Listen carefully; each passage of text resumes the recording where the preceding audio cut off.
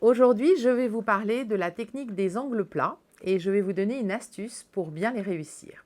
Les angles plats, vous vous servez de cette technique pour remborder le papier lorsque vous faites un carnet ou un album photo. Vous vous en servez également lorsque vous rembordez le papier d'un couvercle plat. Vous vous en servez également lorsque vous faites un plat articulé comme le postel. Donc c'est important parce que c'est un angle qui revient très souvent dans vos créations et c'est important qu'il soit bien réalisé. On y va? Je vous ai préparé des cartons que j'ai déjà collés sur des papiers fantaisie et des simili. Et donc je vais commencer par le carton de 3.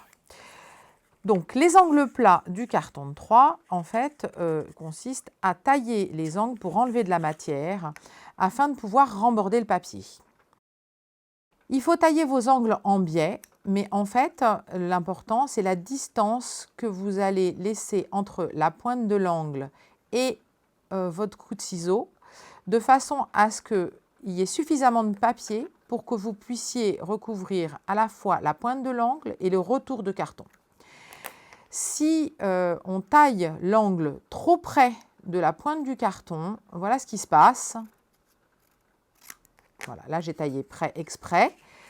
Votre angle de carton n'est pas recouvert et le retour du carton non plus, d'accord? Donc c'est pas joli du tout.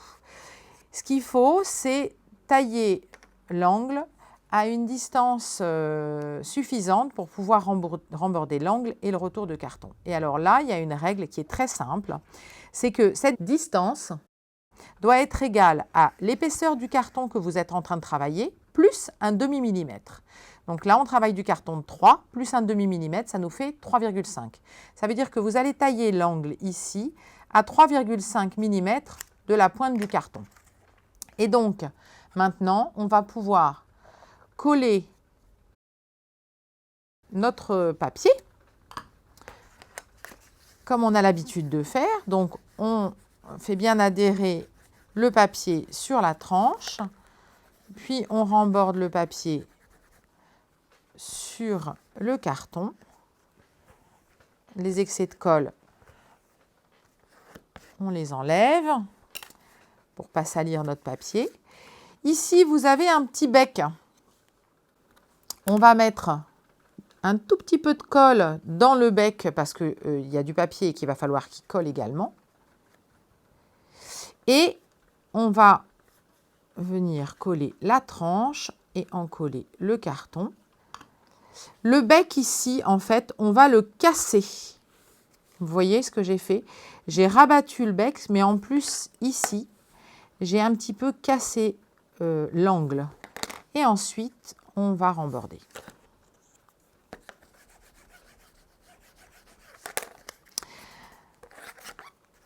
Alors, je vais vous montrer, parce que là, j'ai rembordé le carton de 3.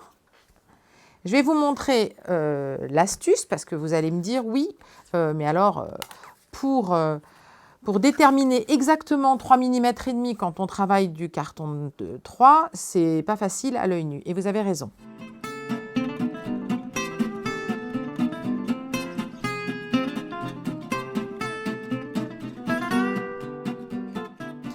Ici, je travaille du carton de 2,5 mm. Donc, on va refaire le même raisonnement. Si je travaille sur du carton de 2,5 mm, il faut que je coupe ici à 3 mm pour pouvoir recouvrir mon angle.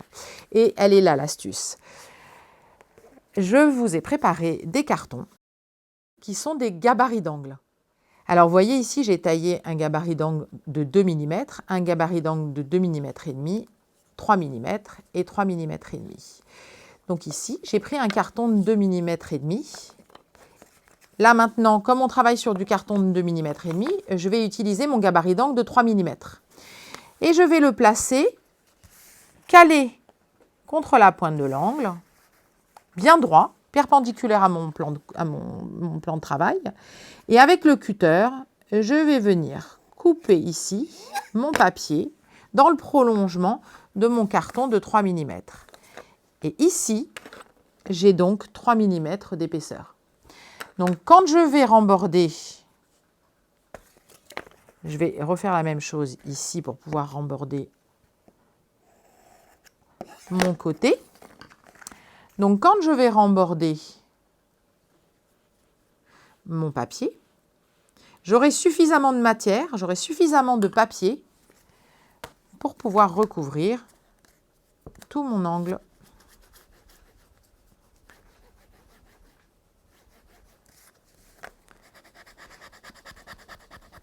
Donc là, c'est un simili, c'est un galucha de couleur vanille que j'ai utilisé. Donc, que ce soit le papier, le simili, quelle que soit l'épaisseur du papier, c'est toujours la même technique. Donc là, j'utilise toujours mon gabarit de 3 mm et je taille l'angle suivant. Je mets de la colle dans le petit bec. J'en colle mon carton. J'oublie pas la tranche. Je casse mon angle pour pouvoir recouvrir la pointe et je remborde.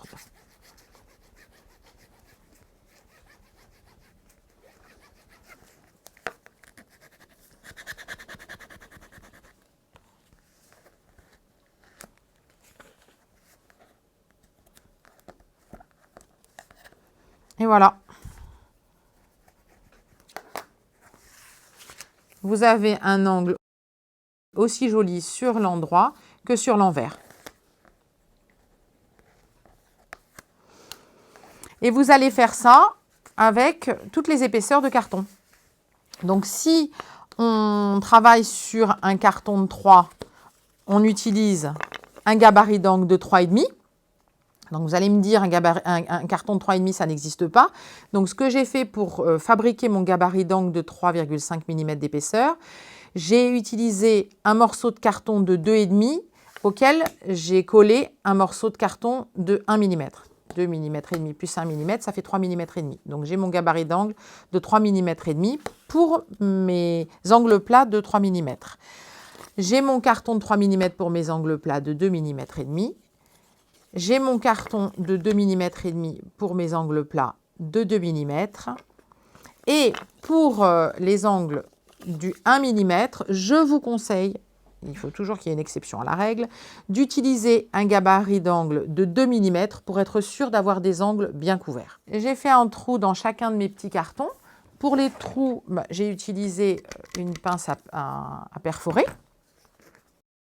Et je les ai tous solidarisés, comme ça reste dans la trousse ou dans la mallette de cartonnage. Et puis après, quand vous allez au cours de cartonnage, vous avez tous vos gabarits d'angle. Voilà. Alors, pour la carte bulle, c'est un petit peu différent. Il n'y a pas besoin de gabarit d'angle parce que vous savez que les cartes bulles, elles ont une épaisseur, ça c'est de la carte bulle de 180 grammes. Donc, ça a une épaisseur quasi nulle. Donc là, on coupe au ras. Voilà. Et on remborde. Voilà, il n'y a pas de bec, évidemment, puisqu'il n'y a pas d'épaisseur.